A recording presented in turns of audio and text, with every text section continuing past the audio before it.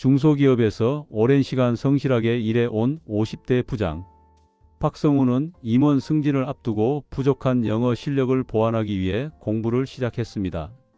학원에서는 세대 차이와 위축감으로 어려움을 겪은 끝에 개인 과외를 선택했고, 그 과정에서 30대 여성 영어 강사 이서연을 만나게 됩니다.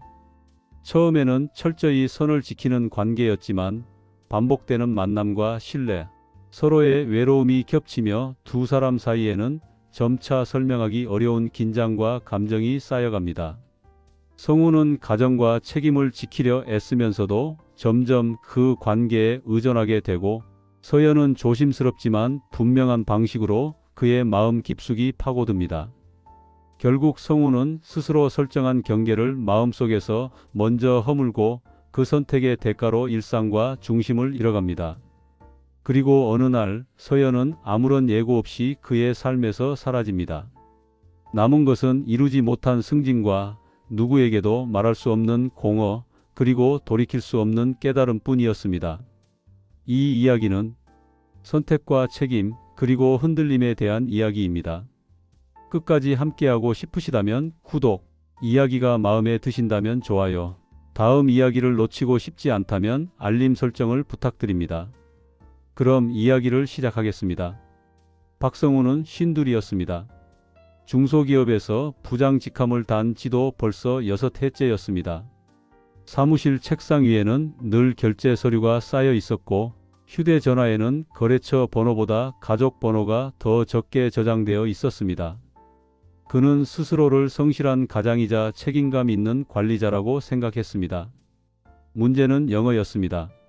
임원 후보군에 올랐다는 이야기를 들은 날, 인사팀 팀장은 웃으며 말했습니다.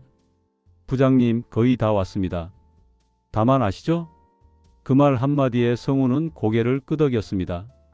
영어입니다. 그날 집으로 돌아오는 길, 그는 차 안에서 라디오를 끄고 혼잣말을 했습니다. 이제 와서 영어라니 그래도 해야지. 학원은 생각보다 더 버거웠습니다. 다음 문장 읽어볼까요?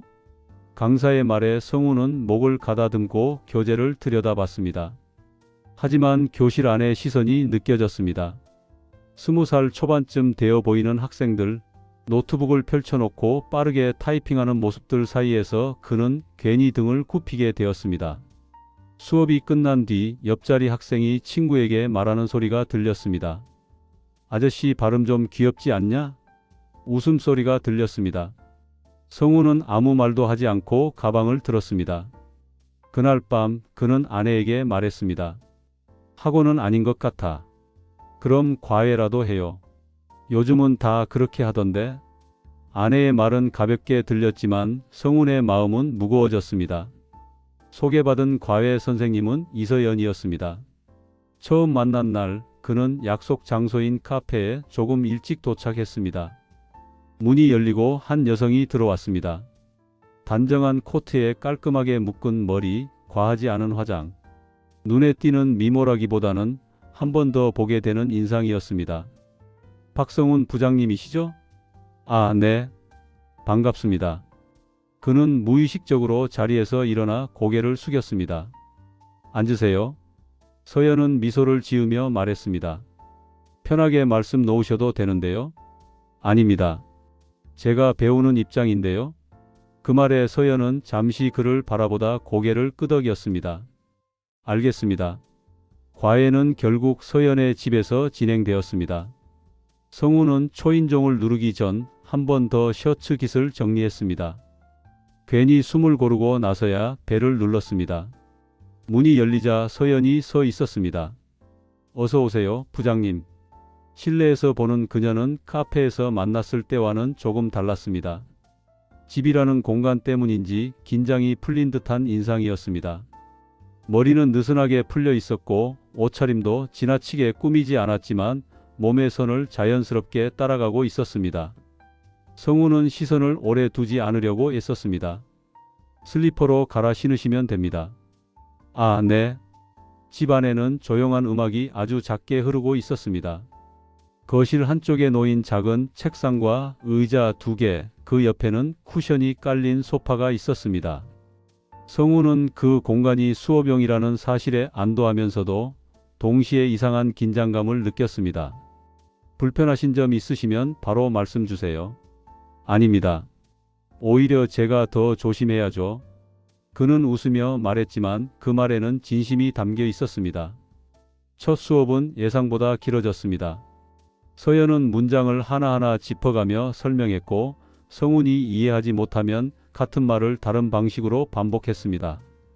이 표현은요, 의미보다 뉘앙스가 중요합니다. 그녀는 의자를 살짝 끌어당겨 성훈 옆으로 왔습니다. 처음에는 충분히 떨어져 있다고 생각했지만 노트북 화면을 함께 들여다보는 동안 자연스럽게 거리가 좁아졌습니다. 여기 보세요. 이 부분에서 멈추지 말고요. 그녀의 손이 트랙패드를 움직일 때 팔꿈치가 성훈의 팔에 가볍게 닿았습니다. 아주 잠깐이었지만 성훈은 순간 몸이 굳는 걸 느꼈습니다. 괜찮으세요? 아, 네. 괜찮습니다. 그는 괜히 물을 한 모금 마셨습니다. 그녀는 그런 그의 반응을 눈치챈 듯 아무렇지 않게 다시 설명을 이어갔습니다. 부장님은 기초는 정말 탄탄하세요. 그런 말을 들은 지는 오래됐습니다. 그래서 더 아깝죠. 서연은 웃으며 말했습니다. 그 웃음에는 평가가 아닌 개인적인 감정이 섞여 있는 듯 했습니다. 몇 주가 지나자 수업의 시작과 끝에 자연스럽게 대화가 붙었습니다. 오늘은 회사에서 무슨 일 있으셨어요? 회의가 좀 길었습니다. 목소리가 좀 가라앉아 계세요. 그녀는 그렇게 말하며 차를 내왔습니다. 컵을 내려놓는 손길이 조심스러웠습니다. 항상 이렇게까지 신경 써주셔서 감사합니다. 저도 부장님 수업이 편해요. 편하다니요? 조급하지 않으시잖아요. 틀려도 괜찮다고 생각하시는 분 같아서요. 그 말에 성우는 잠시 말을 잇지 못했습니다. 회사에서는 늘 결과를 요구받았고 집에서는 책임을 다해야 했습니다. 누군가에게 괜찮다는 전제를 받는 경험은 오래간만이었습니다. 오늘은 조금 쉬엄쉬엄 가도 될 것 같아요. 선생님이 그렇게 말씀해 주시면 마음이 놓입니다. 그는 그렇게 말해놓고 스스로 놀랐습니다. 그날 서연은 처음으로 자신의 이야기를 길게 했습니다. 혼자 산 지는 몇 년 됐어요. 힘드시겠습니다. 처음에는요. 지금은 그냥 익숙해졌어요. 그녀는 웃으려 했지만 눈빛은 웃고 있지 않았습니다. 결혼했을 때는 이런 식의 평범한 하루를 꿈꿨거든요. 성우는 말없이 고개를 끄덕였습니다. 근데 그게 생각보다 어렵더라고요. 그녀의 목소리가 조금 낮아졌습니다. 제가 부족했던 걸까요? 그 질문은 성훈을 향한 것이 아니라 스스로에게 던지는 말처럼 들렸습니다. 아닙니다. 그는 거의 반사적으로 말했습니다. 선생님이 부족해서 그런 건 아닐 겁니다. 서연은 잠시 그를 바라보다 눈을 내리깔았습니다. 그리고 조용히 웃었습니다. 그렇게 말해주는 분 처음이에요. 그녀의 눈가가 붉어졌습니다. 성우는 아무 말 없이 휴지를 건넸습니다. 손이 스칠 뻔했지만 그는 일부러 조금 거리를 두었습니다. 그날 이후 성우는 분명히 느낄 수 있었습니다. 서연의 분위기가 달라졌다는 것을요. 아주 극적인 변화는 아니었습니다. 오히려 그래서 더 분명했습니다. 옷차림은 여전히 단정했지만 색감이 이전보다 밝아졌고 소재가 부드러워 보였습니다. 수업을 위해 선택한 옷이라기보다는 누군가를 만난다는 감각이 더해진 느낌이었습니다. 부장님, 오늘은 조금 늦으셨어요. 회의가 길어졌습니다. 그래서 그런지 얼굴이 좀 피곤해 보이세요. 그녀는 그렇게 말하며 성훈을 위아래로 잠시 훑어보았습니다. 평가하는 시선은 아니었지만 무심한 관심도 아니었습니다. 성훈은 괜히 등을 곧게 세웠습니다. 괜찮습니다. 괜찮다는 말 자주 하세요. 서연은 웃으며 말했습니다. 괜찮지 않아 보여도요. 그 말은 가볍게 던진 것 같았지만 성훈은 그 문장이 마음에 걸렸습니다. 그는 잠시 대답을 미뤘고 서연은 더 묻지 않았습니다. 대신 노트북을 열며 말을 바꿨습니다. 오늘은 이 부분부터 이어서 할게요. 수업은 평소처럼 진행되었지만 자리 배치는 어느새 굳어 있었습니다. 두 사람은 늘 나란히 앉아 있었습니다. 처음엔 설명의 효율 때문이었지만 이제는 굳이 이유를 붙이지 않아도 자연스러웠습니다. 이 문장요. 서연은 화면을 가리키며 몸을 조금 기울였습니다. 그녀의 어깨가 성운 쪽으로 기울어졌고 말투도 이전보다 느려졌습니다. 이렇게 말하면 너무 딱딱해요. 그럼 어떻게 바꾸는 게 좋을까요? 조금만 부드럽게요. 말하듯이. 그녀는 예문을 읽어주었습니다. 발음은 또렷했지만 어딘가 힘을 뺀 듯한 목소리였습니다. 성우는 그 소리를 듣는데 집중하느라 화면을 제대로 보지 못했습니다. 부장님? 아, 네. 다시 한번 해보세요. 그는 숨을 고르고 문장을 읽었습니다. 좋아요.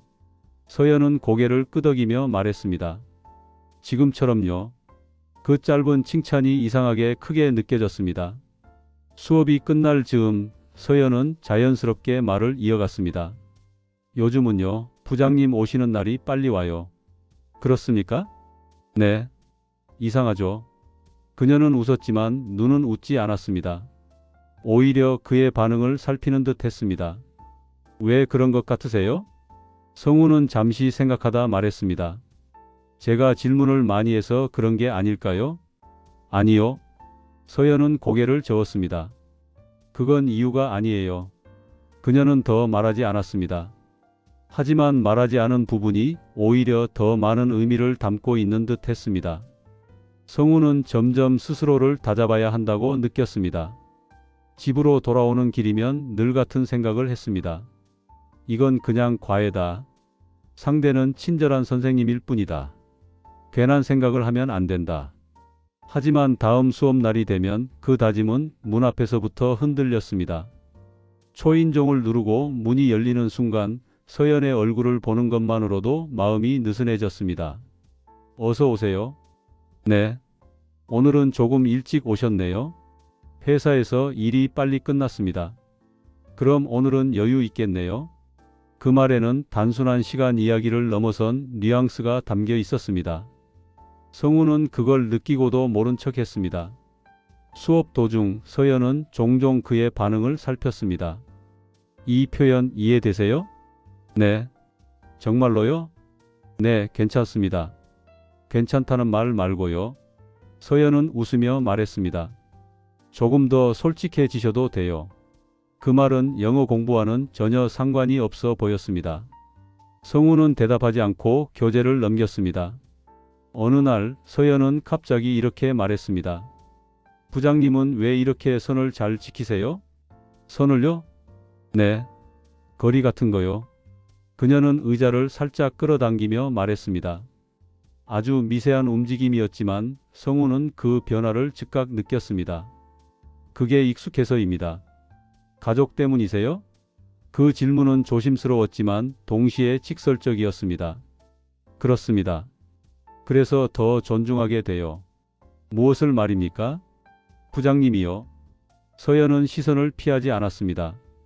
위험한 선택을 안 하실 분 같아서요. 그 말은 칭찬처럼 들렸지만 성운의 마음을 편하게 하지는 않았습니다. 오히려 반대였습니다. 그런데요? 서연은 말을 이었습니다. 그런 분이 가끔 제일 위험할 때도 있더라고요. 성우는 아무 대답도 하지 못했습니다. 그날 이후 서연의 말은 점점 더 개인적인 영역으로 들어왔습니다. 부장님은 집에 계실 때 어떤 모습이세요? 별다를 게 없습니다. 그래도요. 회사에 계실 때랑 같지는 않잖아요. 잘 모르겠습니다. 그럼 지금은요? 지금이요? 지금은 회사도 집도 아니잖아요. 그 말은 사실이었습니다. 이 공간은 그에게 어느 쪽에도 속하지 않는 곳이 되어가고 있었습니다. 여기서는 조금 내려놓으셔도 돼요. 서연은 그렇게 말하며 그를 안심시키듯 미소 지었습니다. 성우는 그 미소를 보며 깨달았습니다. 자신이 흔들리고 있다는 사실을요. 그리고 그 흔들림을 완전히 거부하지 못하고 있다는 것도요. 수업이 끝났다는 말은 끝내 나오지 않았습니다. 하지만 두 사람 모두 알고 있었습니다. 오늘이 마지막이라는 사실을요. 서연은 노트북 화면을 닫지 않은 채 한동안 그대로 두었습니다. 평소라면 수업이 끝나면 가장 먼저 노트북을 닫고 의자를 밀어 넣었을 텐데 그날은 그러지 않았습니다. 성훈 역시 가방에 손을 대지 않았습니다. 정리되지 않은 정적이 거실에 천천히 내려앉았습니다. 오늘이 마지막이네요. 서연이 먼저 입을 열었습니다. 말끝이 살짝 낮아졌습니다. 네. 덕분에 많이 배웠습니다. 그 말 오늘은 조금 다르게 들려요. 서연은 천천히 자리에서 일어났습니다. 성훈은 무의식적으로 그녀의 움직임을 따라 시선을 옮겼습니다. 해가 기울어가며 창을 통해 들어온 빛이 거실을 부드럽게 물들이고 있었습니다. 그 빛 속에서 서연의 옆모습은 이전보다 더 차분해 보였습니다. 부장님. 네. 오늘은요? 서연은 말을 멈췄습니다. 그 짧은 침묵이 성훈에게는 유난히 길게 느껴졌습니다. 공부 이야기 말고 그냥 조금만 이야기하고 가셔도 될까요? 성훈은 바로 대답하지 못했습니다. 그는 이 제안이 단순한 여유인지 아니면 다른 의미를 품고 있는지 분간하려 애썼습니다.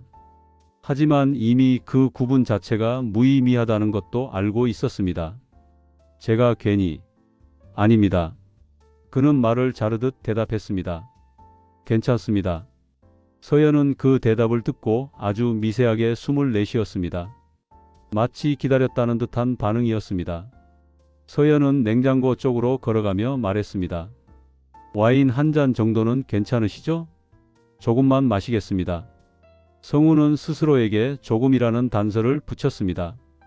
그 단서가 자신을 지켜줄 거라고 믿고 싶었습니다.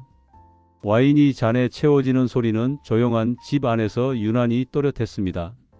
서연은 잔을 건네며 말했습니다. 오늘은 학생도 선생님도 아닌 날로 하죠. 그럼 뭐라고 불러야 할까요? 그냥 서연이라고 불러주세요. 성훈은 잔을 들고 잠시 망설였습니다. 서연 씨. 서연은 그 호칭을 듣고 웃었습니다. 짧은 웃음이었지만 그 안에는 묘한 만족감이 섞여 있는 듯 했습니다. 그렇게 불러주시는 게 더 좋아요. 두 사람은 소파에 앉았습니다. 마주 앉기보다는 약간 비스듬히 같은 방향을 향한 자리였습니다. 테이블은 없었고 그만큼 거리도 가까웠습니다. 성훈은 등받이에 기대지 않고 허리를 세운 채 앉아 있었습니다. 부장님은 항상 그렇게 앉으세요? 어떻게 말입니까? 몸에 힘이 들어가 있는 것처럼요. 서연은 그의 자세를 흉내 내듯 어깨를 살짝 세웠다가 곧 힘을 빼며 말했습니다. 이렇게 있으면 피곤해요. 익숙해져서 그렇습니다. 회사에서도요? 네. 집에서도요? 그 질문에 성훈은 잠시 말을 잇지 못했습니다. 집에서는 잘 모르겠습니다. 그럼 지금은요? 서연은 고개를 약간 기울이며 그를 바라봤습니다. 지금은 회사도 집도 아니잖아요. 그 말은 사실이었습니다. 이 공간은 어느새 그에게 중간지대가 되어 있었습니다. 부장님은 참 이상해요. 서연이 잔을 내려놓으며 말했습니다. 어떤 점이요? 늘 선을 지키시잖아요. 그게 이상합니까? 아니요. 서연은 고개를 저었습니다. 그래서 더 신기해요. 그녀는 잠시 말을 멈추고 그의 표정을 살폈습니다. 보통은요, 다들 자기 편한 쪽으로 먼저 가거든요. 저는 그런 성격이 아닙니다. 알아요. 서연은 아주 짧게 대답했습니다. 그래서요. 그녀는 말을 이었습니다. 그런 분이 가끔 제일 오래 남아요. 그 말은 조용했지만 성훈의 가슴 안쪽을 정확히 건드렸습니다. 서연은 자리에서 일어나 조명을 조금 낮췄습니다. 거실의 밝기는 눈이 편안해질 정도로만 어두워졌습니다. 눈이 피로해 보이세요? 괜찮습니다. 괜찮다는 말 오늘은 쓰지 마세요. 그녀는 웃으며 말했지만 시선은 진지했습니다. 오늘은요, 괜찮지 않아도 되는 날이잖아요. 서연은 다시 그의 옆에 앉았습니다. 처음보다 조금 더 가까운 자리였습니다. 하지만 여전히 닿지는 않았습니다. 그 미묘한 거리 때문에 성훈은 자신의 호흡을 의식하게 되었습니다. 부장님. 네. 제가 이런 말 하면 불편하실 거 아는데. 말씀하세요. 그는 이미 거절할 준비가 되어 있지 않다는 걸 알고 있었습니다. 저는요. 서연은 잠시 숨을 고른 뒤 말했습니다. 부장님이랑 있으면 혼자가 아니라는 느낌이 들어요. 그 말은 고백처럼 들렸고 동시에 기대처럼 느껴졌습니다. 그래서 오늘은 보내기 싫었어요. 성우는 아무 말도 하지 못했습니다. 말하면 무언가를 결정해야 할 것 같았습니다. 서연은 그의 반응을 기다리지 않았습니다. 대신 아주 차분하게 말했습니다. 오늘까지만이에요. 무엇이 말입니까? 이렇게 솔직해지는 거요. 그녀는 그의 얼굴을 바라보며 말했습니다. 시선을 피하지도 다그치지도 않았습니다.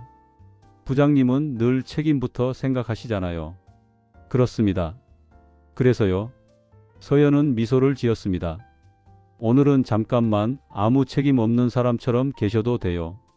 그 말은 유혹이었지만 명령은 아니었습니다. 선택권은 여전히 성운에게 있는 것처럼 보였습니다. 그래서 더 잔인했습니다. 집으로 돌아오는 길, 성운은 계속 같은 생각을 반복했습니다. 아직 아무 일도 일어나지 않았다는 사실. 하지만 분명히 무언가가 이미 달라졌다는 사실. 그날 밤 그는 스스로에게 여러 번 물었습니다. 언제부터였을까? 그리고 왜 이 질문에 대답하지 않으려 하는 걸까? 그는 이미 알고 있었습니다. 그날 밤 그는 선을 넘은 것이 아니라 선을 넘을 준비가 끝나 있었다는 사실을요. 그날 이후의 일들은 빠르게 흘러갔습니다. 성우는 다시 1년짜리 과외를 끊었고 영어는 점점 명분이 되었습니다. 서연과의 만남은 규칙이 되었고 그는 그 시간에 맞춰 하루를 정리하기 시작했습니다. 회사에서는 승진을 향해 한 발 더 다가갔다고 믿었고 집에서는 이전보다 더 조용해졌습니다.